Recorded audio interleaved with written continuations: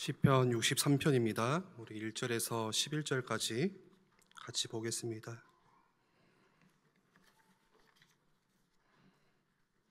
제가 봉독해 드립니다. 하나님이여, 주는 나의 하나님이시라. 내가 간절히 주를 찾되 물이 없어 마르고 황폐한 땅에서 내 영혼이 주를 갈망하며 내 육체가 주를 앙모하나이다. 내가 주의 권능과 영광을 보기 위하여 이와 같이 성소에서 주를 바라보았나이다. 주의 인자하심이 생명보다 나음으로 내 입술이 주를 찬양할 것이라. 이러므로 나의 평생에 주를 송축하며 주의 이름으로 말미암아 나의 손을 들리이다. 골수와 기름진 것을 먹음과 같이 나의 영혼이 만족할 것이라. 나의 입이 기쁜 입술로 주를 찬송하되 내가 나의 침상에서 주를 기억하며 새벽에 주의 말씀을 작은 소리로 읊조릴 때에 하오리니 주는 나의 도움이 되셨습니다. 내가 주의 날개의 그늘에서 즐겁게 부르리이다. 나의 영혼이 주를 가까이 따르니 주의 오른손이 나를 붙드시거니와 나의 영혼을 찾아 멸하려 하는 그들은 땅 깊은 곳에 들어가며 칼의 세력에 넘겨져 승량의 먹이가 되리이다. 왕은 하나님을 즐거워하리니 주께 맹세한 자마다 자랑할 것이나 거짓말하는 자의 입은 막히리로다. 아멘. 오늘 하루 잘 지내셨습니까? 우리가 매일매일 마치 선물과 같이 마주하는 이 하루라는 거, 오늘이라는 시간은 사실 우리가 가만히 생각해 보면은 그냥 오늘이 아니고 어제라는 배경을 가지고 있는 오늘이죠. 그러니까 오늘 이 한날은 그냥 하늘에서 뚝 떨어진 독립된 한 날이 아니고 우리의 많은 과거의 배경을 가지고 있는 오늘 하루인 것입니다. 다 연결되는 것이죠. 그렇다면 오늘 하루라는 것이 절대 간단하지 않다는 것을 우리가 알게 됩니다. 한번 생각을 해보십시오. 우리의 과거가 어떤 과거입니까? 우리의 어제라는 게 어떤 어제입니까? 다윗은 그렇게 고백을 했죠. 우리가 어머니의 뱃속에 잉태될 때부터 성경은 뭐라고 말씀합니까? 우리가 죄와 저주 가운데 잉태되었다라고 다윗은 고백을 했어요. 그러니까 다윗이 고백하는 것처럼 죄 중에 우리가 잉태되어졌고, 그래서 우리는 이 땅에서 태어나자마자 뭘로 태어나는 거죠? 죄인으로 태어나는 것입니다.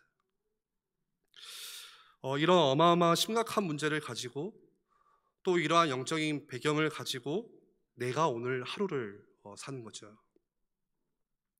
그러면 이 오늘 하루라는 것이 갑자기 뚝 떨어진 하루가 아니라는 것을 우리는 아시겠죠? 알 수 있겠죠? 그리고 우리가 유아기 때를 거치게 되면은 유아기 때는 특히나 부모에게 모든 것을 다 받는 시기입니다. 영아 유아 때는요. 특히나 어린 아이 때는 부모인 우리가 상상하지 못할 정도로 많은 것들을 이 유아기 때 다 배우고 습득하게 됩니다. 그러니까 들어가는 것은 너무 많고요. 대신에 나가는 것이 적고 학습되는 그런 정보들, 습득되는 그런 정보들을 배워나가는 시기가 바로 그런 어린 유아기 때의 시기죠.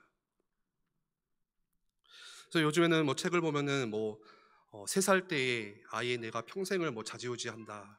또 5살, 6살 때에 이미 인격이 다 형성이 된다. 이런 말들이 있는데, 그래서 굉장히 빠르게 배우는, 놀라운 속도로 배우는 시기가 바로 유아기 때입니다. 어릴 때, 아이일 때. 그러니까 모든 듣는 것들, 그 당시에 느끼는 것들, 그게 자라나면서 기억은 안 날 수 있지만 다 습득되어지고 내 안에 자리 잡고 그게 내가 되는 거죠. 나라는 존재가 되는 거죠. 그런데 하필이면은 그때 가장 중요한 시기인데 그 유아기를 겪는 이 아이를 키우는 부모들은 뭘 합니까? 본격적으로 갈등이 시작되는 시기라고 합니다. 그러니까 이전에는 괜찮았지만 이 아이를 낳고 나니까, 아이가 있기 전에는 괜찮았지만 아이를 가지고 나니까 갑자기 갈등이 시작되는 거예요. 부부간에. 그러니까 자녀를 키워보신 부모들은 그때가 있잖아요. 전혀 뭔가 다른 세계를 마주하는 그때. 완전히 다 바뀌는 거죠. 그때는 새로운 세계가 열리는 것입니다. 박지성 선수가 굉장한 축구 선수였잖아요. 근데 그 선수가 인터뷰하니까 그런 이야기를 하더라고요. 육아가 힘드냐, 국가대표 축구 훈련하는 게 힘드냐, 육아가 힘들다고 그랬어요. 축구는 전반이 있고 후반이 있고 쉬는 시간이 있는데 육아는 쉬는 시간이 없고 평생을 해야 되니까 죽겠다는 거예요. 생각해보세요. 그 산소 탱크 2개의 심장을 가지고 있는 박지성도 그러더라고요. 저 같은 경우는 이제 아들 둘을 키우다 보니까 힘들더라고요. 요즘 우리 어른 세대들은 무슨 뭐 아들 둘 갖고 뭐 힘드냐 뭐 이렇게 생각할 수 있지만 개인적으로는 많이 힘들더라고요. 다 바뀌니까. 내 중심으로 갔던 것들이 이제는 다 아이들 중심으로 바뀌고, 내가 뭔가를 처음에는 빼앗긴 느낌, 내가 없어지는 느낌. 집에 가면 또 아이들 봐야 되고, 뭐 어디를 가도 다 아이들 중심으로 맞춰 나가야 되고. 간혹 우리 주변의 성도님들이 저한테 이제 뭐 아유 목사님 셋도 낳으셔야죠, 딸도 낳으셔야죠. 근데 그런 말씀을 좀 삼가해 주시기 바랍니다. 보통 그런 말씀 하시는 성도들도 보면 하나 낳더라고요. 본인은 하나 낳고 본인은 둘 낳고 저한테는 셋 낳으라고 하시니까. 정작 셋 가지신 분들은 그런 말씀 잘 안 하시거든요. 새로운 갈등이 열리는 거예요. 그때가 말다툼이 시작되고 서로 내 것들을 다투다 보니까 갈등이 깊어지고 집안의 소리가 커지고 아이들이 그것들을 그대로 흡수하고. 그 프로그램 중에 요즘에 하도 이혼율이 많다 보니까 뭐 이혼 숙녀 캠프다, 뭔 프로그램이다 이런 것들이 많이 방송에서 하고 있어요.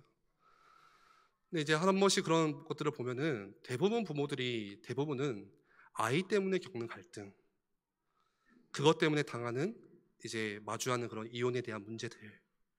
그래서 그런 부모들 남편과 아내를 인터뷰를 해보면 그냥 어쩔 수 없이 산다는 거예요. 아이 때문에. 내가 아이만 아니었으면 당장 이혼했을 건데 아이 때문에 어쩔 수 없이 산다는 거예요. 얼마나 그게 비참입니까 사실. 그러니까 시간이 지나면 시대가 지날수록 아이를 낳지 않으려고 하는 거죠. 왜 그렇습니까? 이 아이를 낳고 나니까 다 바뀌는 거예요. 특히나 우리 어머니들은, 산모들은 이 아이를 가지고 있죠. 그거 어떻게 됩니까? 아이를 낳고 나면 삶도 바뀌는 것만이 아니라 완전히 커리어도, 지금은 이제 사회로 나가는 여성들이 많다 보니까 모든 커리어들이 다 스탑됩니다. 그뿐만 아니라 몸에 심각한 변화가 오는데 우울증이 막 찾아와요. 그걸 보통 산후 우울증이다라고 하잖아요. 그러면 그런 것들이 누구에게 그대로 전달됩니까? 젖을 먹이는 그 아이에게 고스란히 그대로 다 전달이 되는 거예요. 그러니까 오늘 하루라는 것이 그런 여러 가지 배경을 가지고 있는 오늘 하루입니다. 갑자기 뚝 떨어진 이 독립된 하루가 아니고. 그런데 사람들은 뭐라고 말합니까? 오늘 하루를 행복하게 살려고 해요. 그래서 어떤 사람들은 긍정적으로 내가 살면 행복할 수 있다, 그렇게 생각하는 사람들이 참 많아요. 그런데 우리가 과거가 없으면 괜찮겠죠.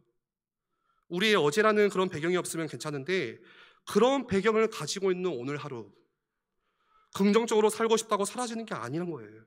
그러니까 사실 절대 간단하지가 않은 문제들인 거죠. 그러면서 아이가 자라면서 학교 생활을 하기 시작합니다. 그러면은 그때부터 점점 드러나기 시작해요. 보이기 시작해요. 자녀들한테 엄마들이 뭐라고 이야기합니까? 니들 꼭 하는 게 애비 같다. 뭔가가 보이는 거예요.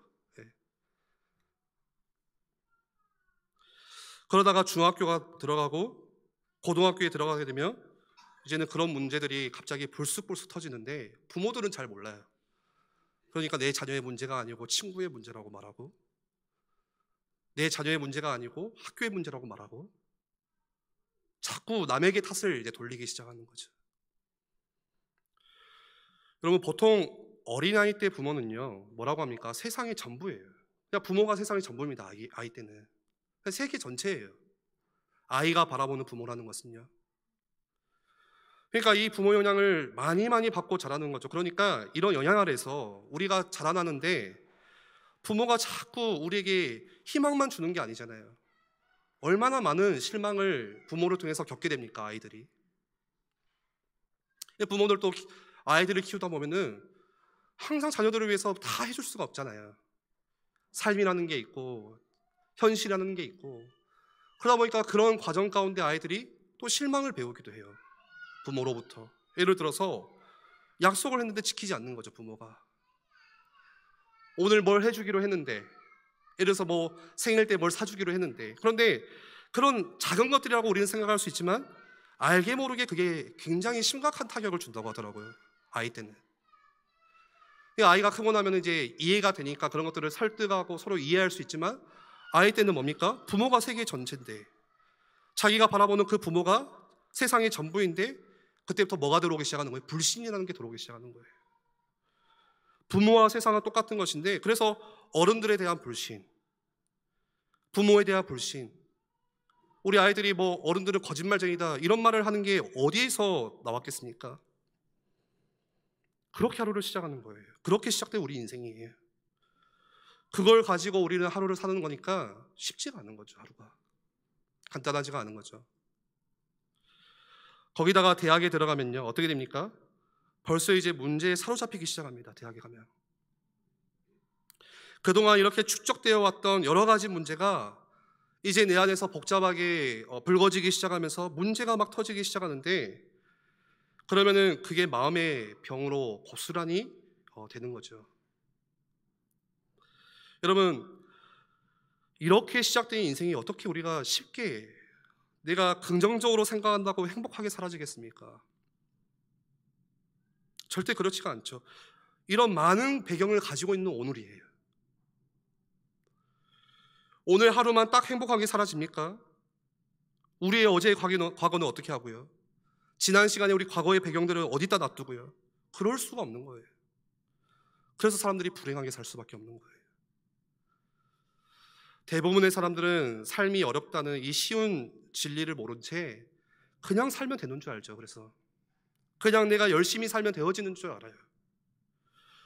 그런데 살아보니까 예기치 못한 문제들이 여기저기서 자꾸 나한테 부딪혀거든요. 그러니까 뭐라고 얘기합니까? 왜 이렇게 삶이 내게 가혹하냐? 왜 내 인생에 자꾸 이런 기대치 못한 문제가 나에게 벌어지고 나를 힘들게 하느냐? 그러면서 불평하기 시작하고, 그게 사람들이 살아가는 삶의 방식의 대부분입니다. 인생은 사실 많은 사람들은 뭐 아름답다라고 하지만 사실 어려운 거거든요. 인생은 힘든 거거든요. 그러니까 이제는 성인이 되고 나면은 많은 문제에 잡히게 되는 거예요, 사람들이. 그래서 보통 정신과 의사를 찾아오는 사람들이 큰 범주 안에서 두 가지 유형이라고 합니다. 첫 번째 유형은 노이로제, 그리고 또 한 가지 유형은 성격적인 장애. 근데 이런 노이로제나 성격장애 두 가지 다 어디에 연관이 있냐면 책임이라는 것에 연관을 가지고 있어요. 예를 들어서 그런 겁니다. 우리가 살다 보면 책임질 일들이 많이 생기잖아요. 내가 책임을 져야 되는 일들이. 근데 뭔가 모르게 내가 노이로제에 걸려 있으면은 이 책임이라는 것에 대해서 어떻게 그런 사람들을 반응을 하냐면요, 무조건 그냥 다 내 책임이라고 생각을 하는 거예요. 갈등이 온 것도 내 책임이고, 이 문제가 일어난 것도 내 책임이고, 그래서 나는 참 힘든 거 안 되니까 나는 늘 어렵고 답답하고 그렇게 생각을 하는 거예요. 내 책임이라고 하니까. 반대로 성격의 장애를 가지고 있는 사람은 이 책임에 대한 문제를 어떻게 다루냐면, 똑같은 책임이라는 것에 있어서 내 책임이 아니라고 생각을 해요. 다 다른 사람의 책임이라고 이야기를 해요. 분명히 자기가 책임을 져야 되는 일인데도 불구하고 나와 세상이 갈등이 생기면 그거는 세상 책임이라고 이야기를 하는 거예요. 세상을 탓하는 거예요. 세상이 잘못했다고 이야기를 하는 거예요. 무조건 그런 식이에요. 그래서 이 두 가지 유형으로 많은 사람들이 고통을 당해요. 그리고 또 고통이 찾아오면 사람들은 어떻게 하냐면 그것들을 못내 막 잊어보려고 하죠. 막 없다고, 그냥 시간이 지나면 다 없어진다라고 이렇게 이야기를 하고, 시간이 지난다고 없어지는 게 아니고 고스란히 내 안에 다 담겨져 있는 거예요. 그게 오늘 내가 되는 거예요. 그게 우리의 오늘이 되는 거예요. 여러분, 숨기면은 우리가 없어지면 좋은데 숨겨도 그대로 남아있는 거예요. 심지어 어떤 사람들은 고통이 찾아오면 뭔가를 의지해서 아예 자기 자신을 잊어버리려고 하는 사람들도 많이 있어요. 그게 뭔가의 중독이죠. 집착이죠. 어떤 사람은 뭔가 자기를 마비시키는 거예요. 멍하게 만드는 거예요. 그게 약물 중독이고 마약이고 그게 술이죠. 거기에 푹 쩔어가지고 살면은 완전히 잊을 수 있어요. 그런데 중요한 것은 그렇게 잊는다고 해서 아침에 잠을 깨고 나면 문제가 없어지느냐? 문제는 그대로 있어요. 그게 심각한 거예요. 특히나 뉴스를 보니까 지금은 마약 문제가 이제 점점 이번 주에도 마약이 뭐 이렇게 밀박임되는 게 걸리고 이게 우리 삶에 점점 알게 모르게 이 마약이라는 것이 이제 들어오고 있습니다. 정말로 정말 심각한 것 같아요. 사람들은 마음의 병이 딱 드는데 여러분 이 병이라는 것은 가만 놔두면 안 되잖아요. 고쳐야 되는 거잖아요. 예를 들어서 만약에 우리가 허리가 아프면 어떻게 됩니까? 우리가 허리를 고쳐야 되는 거지 그거를 고치지 않고 그냥 놔두면 자꾸 그것 때문에 걸리는 일이 생겨요. 그렇죠? 내가 누워있는 것도 힘들어지죠. 내가 뭔가를 들려고 해도 허리가 아프죠. 오래 앉아있어도 허리가 아프죠. 모든 면에서 자꾸 문제가 자꾸 찾아와요. 왜 그렇습니까? 해결을 안 받기 때문에. 마찬가지입니다. 우리가 마음의 병을 그대로 고스란히 가지고 있으면은 자꾸 내가 무슨 일을 하든지 자꾸 걸리는 일들이 생기고 자꾸 나를 고통스럽게 만들어요. 그게. 그래서 사람들은 뭘 통해서 그거를 없애려고 하냐면은 보통 보니까 소유를 통해서 없애려고 합니다. 그 마음의 병을. 내가 뭔가를 더 가지게 되면. 그래서 사람들이 계속 어떻게 보면은 쇼핑 중독에 걸려 있는 사람들도 그런 범죄예요. 그 물건이 진짜 필요해서 산 게 아니고 계속 내가 뭔가를 새롭게 가지고 새롭게 소유함으로써 내가 그거를 벗어날 수 있다고 생각하는 거예요.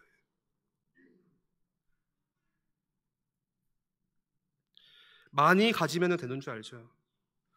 그래서 사람들이 열심히 일을 합니다. 중요한 어떤 경제적인 기반을 닦으면서 이걸로 인해서 내 문제가 해결될 것이라고 생각을 하는 거예요. 그런데 문제라는 것은 어디서 왔습니까? 이 문제는 우리의 마음에서 찾아왔어요. 그러면 소유하면 행복할 것 같다는 그 착각까지 하면서 이제는 사람들이 막 살기 시작하는 거예요. 여러분 그런데 인생은 잘 아시잖아요. 내가 뭔가를 더 소유한다고 해서 거기서 완전한 행복을 내가 얻을 수 있는 것은 절대 아닙니다.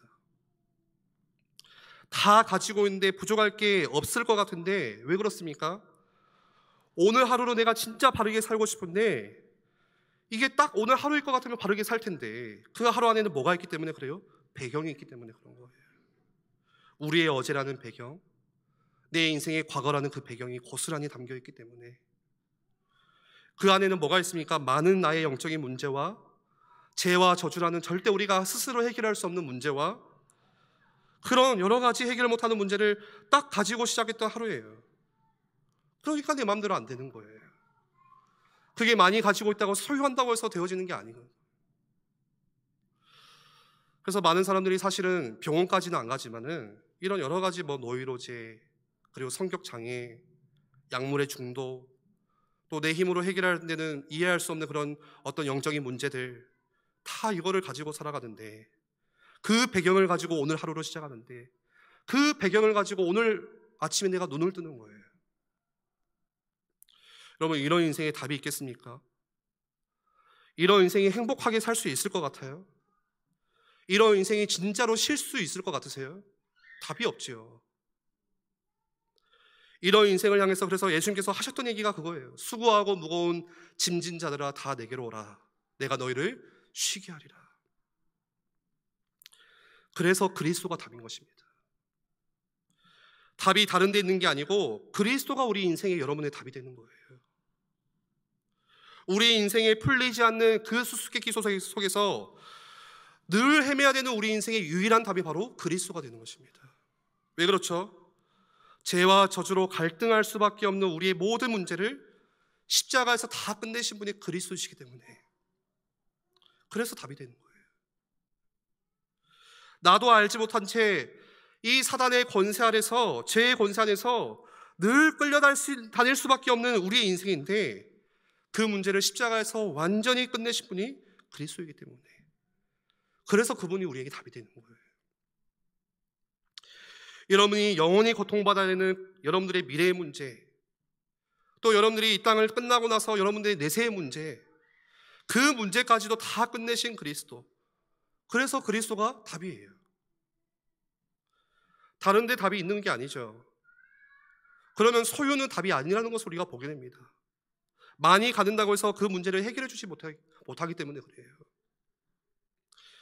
그리고 지금도 여러분이 기도할 때 그 기도를 들으시는 분, 그분이 그리스도세요. 그분이 우리 인생의 진정한 답이 되시는 거예요. 우리 그렇게 생각할 수 있어요. 나는 그리스도를 다 아는데 그런데 나는 왜 이렇게 헤맬까? 나 그리스도 아는데 내 인생의 문제가 십자가에서 다 끝냈다고 하는데 나는 왜 이렇게 안 됩니까? 왜 나는 이렇게 어렵습니까? 내 현실은 왜 이렇게 힘들죠?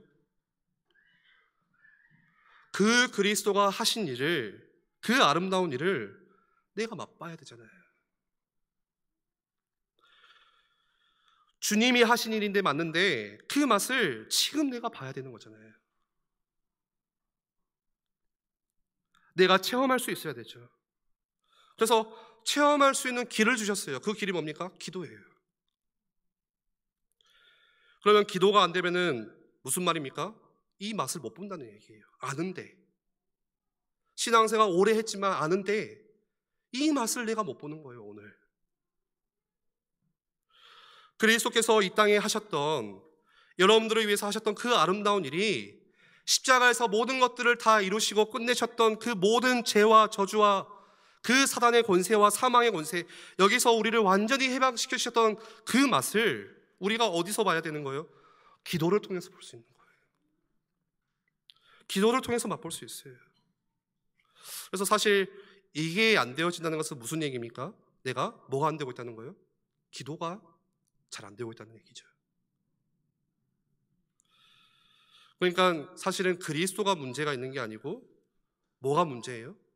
이 그리스도를 누리지 못하고 있는 나, 기도가 안 되고 있는 지금 나의 체질, 나의 삶, 내 습관, 이게 사실은 문제인 거예요.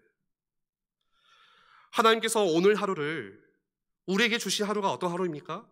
모든 것을 다 완전히 해방시키신 채로 과거에 절대 우리가 매이지 않고 거기서 완전한 자유함을 얻어서 살아갈 수 있는 그 무기 하나를 주셨는데 그게 기도예요. 그래서 우리가 사실 핑계댈 것이 아니고 제 자신의 기도를 찾으셔야 됩니다. 사실 우리가 핑계댈 필요가 없죠. 그렇죠? 나는 이래서 안 된다, 저래서 뭐가 안 된다, 누가 나를 도와주지 않아서 그렇다, 뭐 시스템이 없다, 그럴 필요가 전혀 없는 거예요. 내가 오늘 이것을 맛보는 기도의 비밀, 그거 찾으시면 끝나는 거예요. 그 십자가에서 승리하신 그리스도의 그 맛을 내가 오늘 맛볼 수 있으면 끝나는 거예요. 내 과거에 전혀 매이지 않고, 내 과거의 그 실수와 잘 안 되는 내 환경에 전혀 매이지 않고 오늘 하루 최고로 행복하게 살 수 있는 그 비밀, 뭘 통해서 얻습니까? 기도를 통해서 얻는 것입니다. 이 기도의 맛을 봤던 사람들, 그리고 이 기도의 비밀을 가지고 있었던 사람들은요, 다 그렇게 살았어요. 다 그렇게 살았어요. 환경하고 전혀 상관없이, 핑계대는 것이 아니라 거기서 다 자유를 얻고 살았어요. 여러분, 하나님은 능력이 한이 없으신 분이 정말 맞지요. 그렇게 우리는 믿고 있지요. 그렇게 우리는 신앙을 고백하지요. 우리는 그렇게 기도하지요. 그런데 나는 연약해요. 말씀 내가 실컷 듣고 나가는데 나갈 때 나는 또 안 돼요. 나는 여전히 연약해요. 그런데 하나님은 능력이 있으신 분이세요. 그런데 나는 또 안 되는 거예요. 이 갭, 이 간극, 이 차이를 좁힐 수 있는, 없애는 게 뭡니까? 기도예요. 능력이 한이 없는 그 전능자 하나님과 내가 하나가 되는 시간,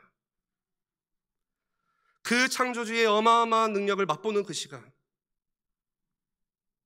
내 무능함이 다 무너지고 내 무기력이 다 무너지고 전능하신 그 하나님의 능력을 맛보게 될 수 있는 것, 그게 기도입니다. 그러면 지금 우리가 뭐가 제일 안 되고 있는 겁니까? 우리 신앙생활 가운데 기도가 제일 안 되고 있는 거예요. 성경을 아는 지식이 짧은 게 아니고 기도가 안 되는 거예요. 참된 기도가 우리 삶 속에서. 그러면 이 기도를 언제 누리면 됩니까? 우리가 매일 항상 누리시는 거예요. 매일. 왜 그렇습니까? 항상 하나님은 그 자녀들과 함께 하시고 우리의 기도를 기다리시고 자녀들의 기도를 항상 들으시고 응답하시기 때문에, 그래서 여러분, 우리가 언제든지 항상 매일 기도할 수 있는 거예요. 우리가 불 가운데 들어가면은 여호와께서 나를 건져줄 것이시고 혹시 그리 아니하실지라도, 그게 뭡니까? 매일 항상 기도했던 그 비밀을 가지고 있던 사람들의 고백이잖아요. 어느 상황에서든지 상관없이 내가 기도할 수 있는 거예요. 하나님의 자녀된 그 신분 가지고 아버지 되시는 그 하나님께 그리스도의 이름에 힘입어 우리가 무엇이든지 하나님께 기도할 수 있는 거예요. 불 가운데에 들어가게 되는 그런 절박한 긴장되는 상황 앞에서도 나는 기도할 수 있는 거예요. 거기서 평안함을 누릴 수가 있는 거예요. 여러분, 다니엘이 조서에 어인이 찍힌 줄 알고서도 하루에 3번씩 하나님께 감사하면서 기도했다. 그게 매일 항상 기도하는 것입니다. 여러분, 우리는 실수할 때가 많이 있어요. 실수 많이 하죠, 살면서. 어떻게 하면 되죠? 바울이 로마서 7장에 그런 얘기를 했어요. 진짜 내가 원하는 것은, 내가 하고 싶은 것은 하나님이 원하시는 것이다.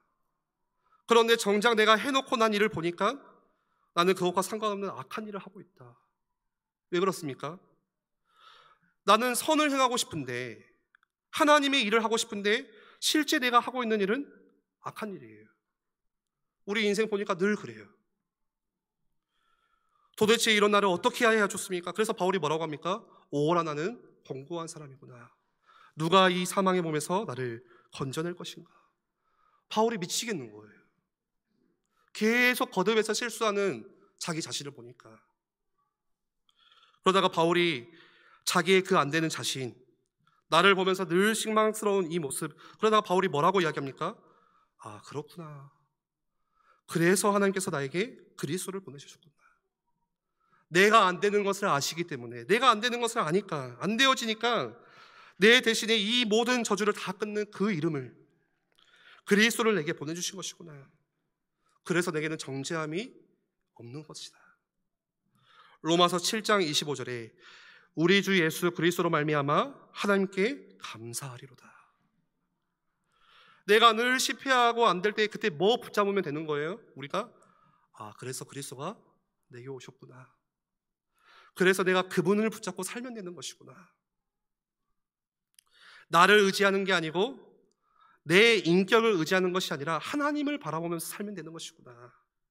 거기서 힘을 다 얻었죠. 그래서 로마서 8장 1절에 그러므로 이제 그리스도 예수 안에 있는 자에게는 결코 정죄함이 없나니. 여러분, 혹시 너무 안 좋은 가정의 배경을 가지고 계십니까? 내가 자라면서 어릴 때 부모님으로부터 받은 상처가 너무 많고, 아니면은 인생을 살다 보니까 주위의 어른들로부터 깊은 상처를 받기도 하고, 그렇게 우리가 그렇게 살 수도 있죠. 또 혹은 형제들로부터 여러 가지 내가 어떤 모멸을 당하기도 하고요. 그런데 그때 뭘 붙잡는 거예요? 나는 요셉과 같이 하나님과 동행하는 그 비밀을 가지고 있으면 되는 거구나. 여러분, 그게 기도예요. 목사님, 우리 교회 너무너무 이상한데 내가 어디로 교회를 옮겨야 됩니까? 내가 지금 교회를 너무 옮기고 싶은데 어느 교회로 가는 게 좋겠습니까? 어디로 가야 됩니까? 어느 교회로 찾아가셔야 돼요? 내가 사무엘처럼 하나님께로부터 하나님의 음성을 들으면 되는 것이구나. 내가 교회 와서 목사님의 말씀을 듣는 게 아니라 그 속에서 하나님의 그 신비한 음성을 내가 들으며 사는 것이구나. 그러면 되는 거예요. 당시에 홈리와 비느하스라는 너무나도 이상한 말도 안 되는 그 제사장 밑에서 신앙생활을 하는데, 엘리라고 하는 완전히 영적인 감각이 전혀 없는 제사장 밑에서 그런 교회를 다녔던 사무엘이 붙잡았던 비밀이 있었어요. 언약궤 옆에서 하나님을 바라보고 항상 하나님의 음성을 듣고 항상 하나님께 기도했던 그 기도의 비밀이 있었습니다. 그러면 되는 거예요. 우리가 세상에 나가봤더니 어른들이 너무 이상한 거예요. 그리고 사회가 나를 너무너무 무시하고 괴롭혀요. 도와주지를 않아요. 그러면 어떻게 해야 됩니까? 내가 다윗과 같이 광야에서 하나님을 묵상했던 그 비밀, 그걸 내가 가지면 되는 것이구나. 그게 여러분 기도예요. 그러면 부족한 게 없지요. 여호와는 나의 목자시니 내게 부족함이 없으리로다. 그 비밀을 가지고 있으니까. 저는 오늘 우리 함께 읽었던 시편 63편에 이 시를 보면은 다윗이 유대의 광야에 있었던 이미지 두 개가 제 머릿속에 딱 박힙니다.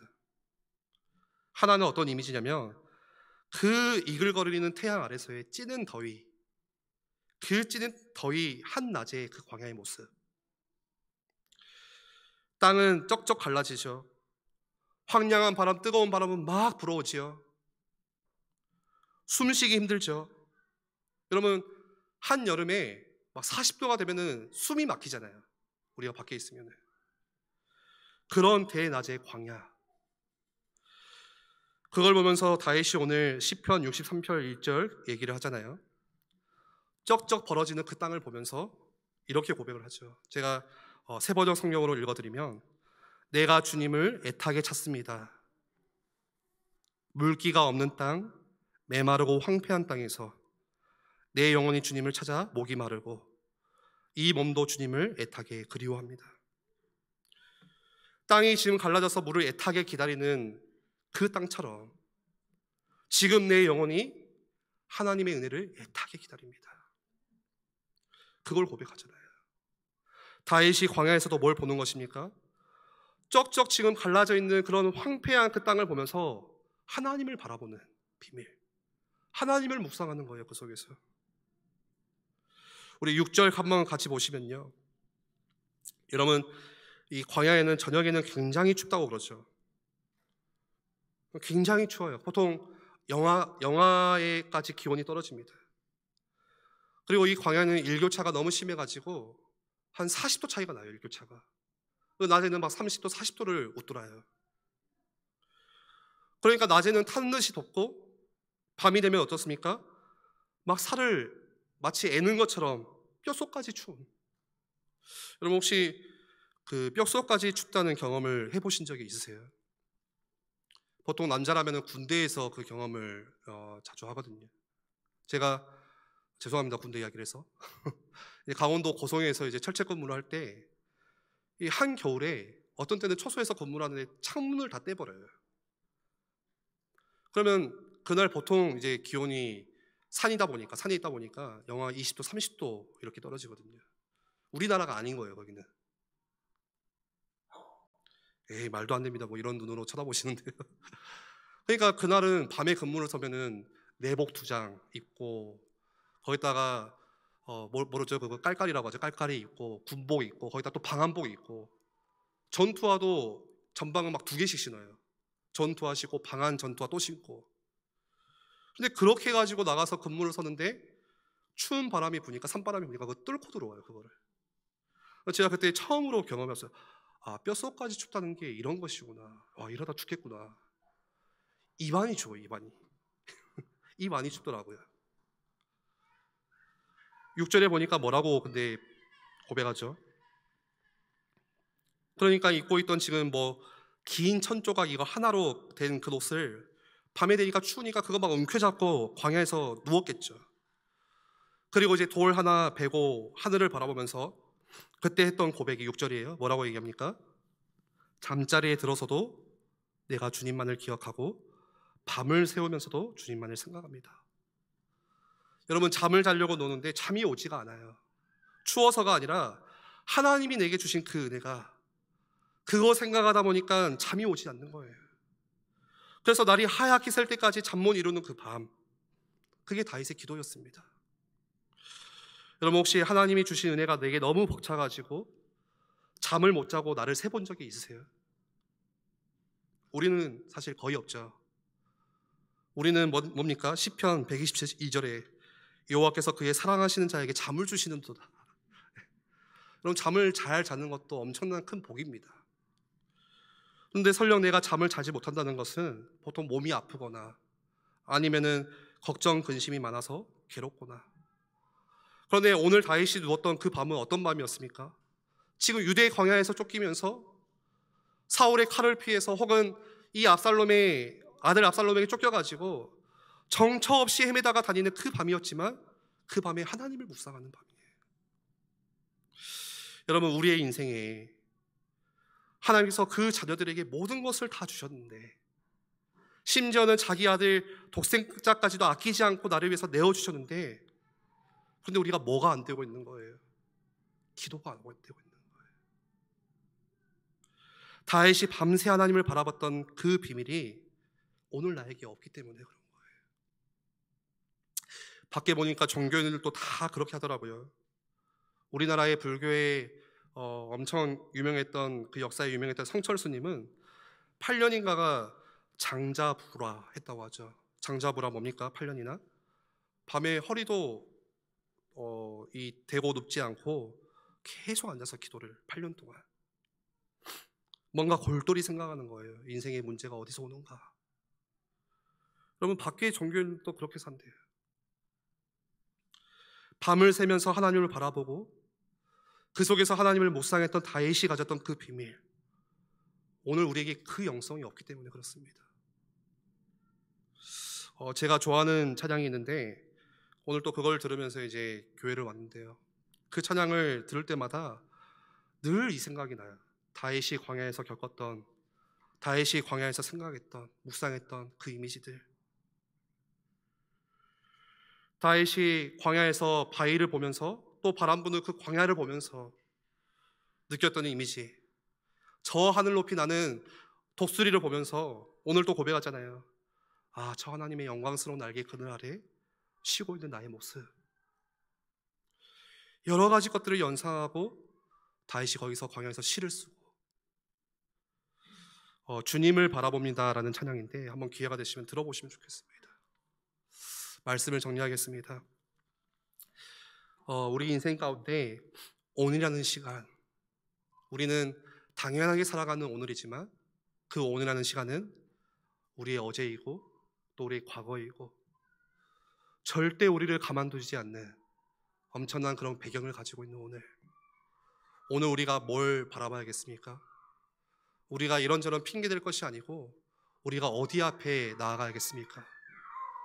다윗이 밤새 하나님을 묵상했던 그 비밀이 오늘 우리 가운데 회복되어지기를 간절히 원합니다. 우리 같이 한번 기도하겠습니다. 우리가 시간이 될 때 또 하나님께서 우리에게 주시는 또 여유로운 어떤 시간 속에서 하나님을 바라볼 수 있는 그 비밀, 오늘 다윗이 광야에서 가졌던 그 아름다운 시간, 마치 밤이 맞도록 하나님이 주신 은혜를 늘 계속 밤새 묵상하다가 하얗게 센 그 밤, 우리가 오늘 그거 회복하면 사실 모든 문제가 끝나는 거죠. 우리의 과거에 갇혀있던 나의 모든 마음의 상처들이 있다 할지라도 지금 내가 마주하고 있는 문제들과 죄와 저주, 그것들이 그날 밤에 다 끝나지는 거예요.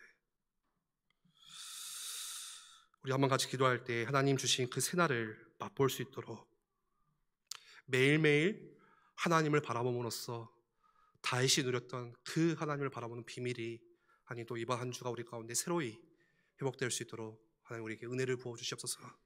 우리 한번 같이 말씀을 잡고 기도하겠습니다.